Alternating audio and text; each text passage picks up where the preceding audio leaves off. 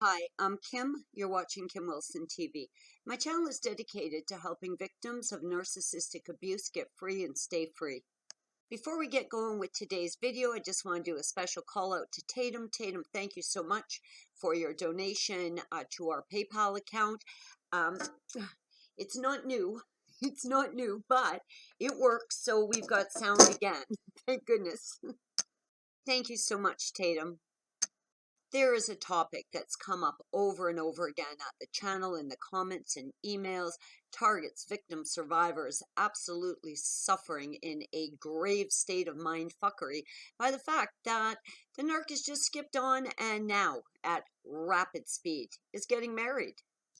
A lot of people are going to say that this is happening because they need supply. Um, yeah, for sure. But I think the picture is much bigger than that. I think the rabbit hole is much darker and much deeper than that. And I want to talk about that today.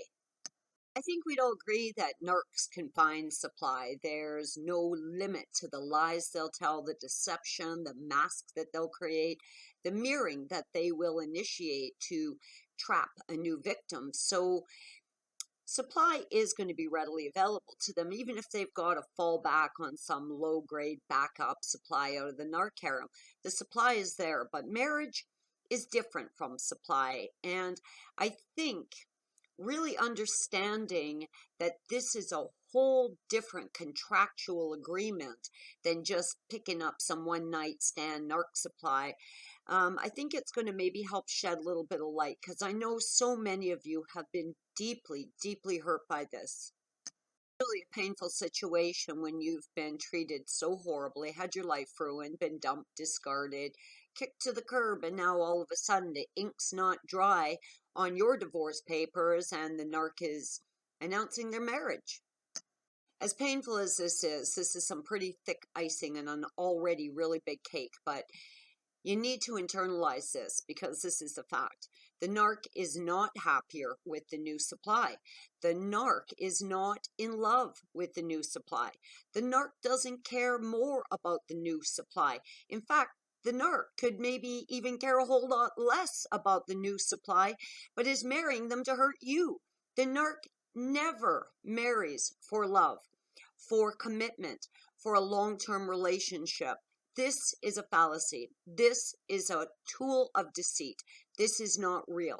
The narc does not love the new victim, whether they're marrying them or not. I'm not suggesting it's not about supply, because everything's about narc supply, but a marriage contract really presents a whole different set of circumstances for the narc. I think we'd all agree that supply is supply to them, and they'll even resort to low-grade temporary supply if need be. So what's different about marriage? Why would they be pushing so quickly to get married? Maybe the narc has burned their bridges and wants to relocate to another country. Maybe citizenship papers are very attractive to them, as our dear friend little Kitty will attest to. Hey Kitty, happy day to you, sweetie. Maybe you walked away with some of your possessions and money intact, and they want to ensure this isn't going to happen again. Certainly a marriage contract is going to at least create in their twisted minds a sense that now your stuff really belongs to them. Really, they're now part owners of your stuff. Maybe you've got a home or properties that they find very attractive, and they don't want to risk the mask falling off, you leaving, and them not getting their hands on your stuff. A marriage contract in their minds will definitely, well, unfortunately, not just in their minds, in the bloody court system too, it will give them more security around being part owners in your stuff. A marriage contract is going to give them far more power, authority, and control over children that have been born or are yet to be born into this union. A marriage presents such a feeding frenzy for the narcissist. Not only are they deceiving and mirroring and mind-fucking this new target, but they're crushing you at the same time. This is a mountain of narc supply. They're just going to be gluttonizing this. This is so yummy, so diabolically delicious. Two souls at the same time. I mean, this is a mountain of supply to them. Now, of course, the narcissist has been on a lying rampage, smear campaigning you, and trying to make you look absolutely disgusting to anyone that wants to look on. The fact that you are very likely now driven into a state of self-imposed isolation, licking your wounds, curled up in the fetal position, broken in two, and now the narc is getting remarried. My God, in their minds, this validates everything they've said about you. Look how deplorable you are. Look how disgusting you are. There you are, alone and broken, and look at me. I'm getting married. Somebody wants me. You were wrong to leave me. This romance scam lie of marriage is really intended to tell you, listen up, you are fucking wrong about me. I'm fabulous. You blew it. How dare you leave me? You don't want me? Well, fuck you. Somebody else wants me, and they want me enough to marry me. This level of deception allows them to not only truly solidify the trap that this new victim is in, but it gets you in the bent over position for an emotional, mental, spiritual, physical ass kicking so severe that they're going to be relishing in this. They are going to be absolutely thrilled and delighted with a narc smirk just plastered all over their face. Now, for any of you who have seen the narc smirk, wouldn't you like to take that off with a belt sander? Yes, this new marriage is about supply, but more than that, it's about this ultimate level of deceit, this ultimate level of abuse against you. This truly should be criminal. Unfortunately, at this point, it isn't. But I will tell you, there is good news, and there are really great people out there working on this very issue. Now, here at YouTube, you can find a woman by the name of Joyce M. Short. She has videos, and she has started a campaign to inform the legal system of this crime that she calls romance scams, rape by deceit, romance fraud. And you can certainly see Joyce M. Short's work here at YouTube.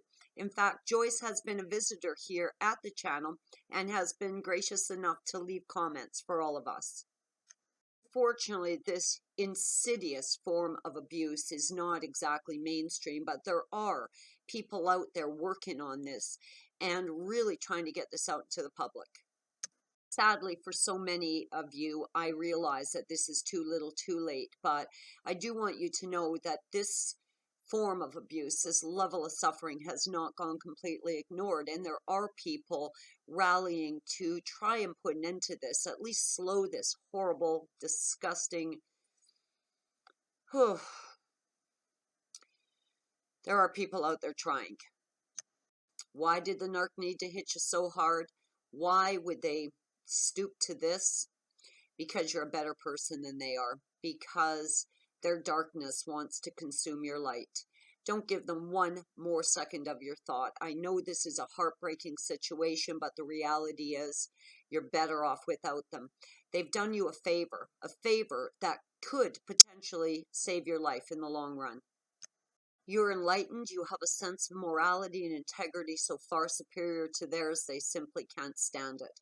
Don't let this darkness eat up any more of your light. Now, a year ago when I left, I went no contact and I've never looked back. Is Trevor with someone new? I don't care. Is Trevor remarried? I don't care. As long as it's not me waking up beside that piece of shit, I don't care who it is. I am absolutely grateful every single day I wake up in my own home with my happy life, with you guys, with everything we've accomplished thus far, and everything we're going to accomplish together in the future. Today, I have gratitude. I don't miss that thing for 1 second, and I am glad every day it's out of my life. I don't care who's waking up beside it, as long as it's not me. Find a little gratitude today that that piece of shit's not your problem anymore. I'm Kim. You're watching Kim Wilson TV. I hope you guys are having a great narc-free day.